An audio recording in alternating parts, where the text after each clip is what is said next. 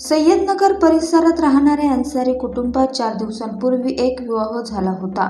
त्यामुळे ह्या नवदाम्पत्यांसह घरातील व नातेवाईक लोणावळा येथे फिरण्यासाठी गेले. 17 सीटर बस करून इथून गेलेल्या कुटुंबातील 3 मुली, मुलगा व महिला असे 5 जण वाहून गेले. नवदाम्पत्य यात वाहून गेले होते ते वाचले, मात्र त्यांची प्रकृती गंभीर असून रुग्णालयात त्यांच्यावर उपचार चालू आहेत. वाहून गेलेल्यांपैकी 4घांचे मृतदेह बाहेर काढले. रात्र झाल्याने शोधकार्य थांबवले असून सोमवारी सकाळी पुन्हा शोधमोहीम सुरू केली आहे. तळेगाव येथील सहकारी रुग्णालयात मृतदेह शवविच्छेदनासाठी नेण्यात आले आहे.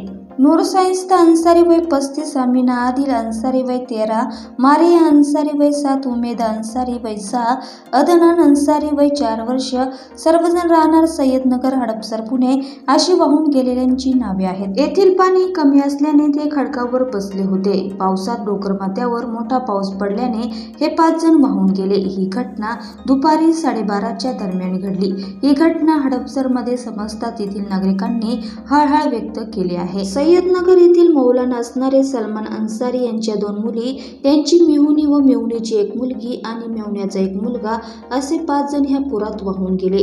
सलमान अन्सारी यांच्या 2 मुली ह्या हंडेवाडी रोहीतील शाळेत शिकत होत्या.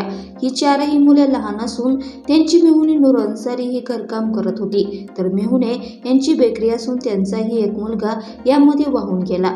या घटनेने सय्यदनगर भागात शोककळा पसरली आहे.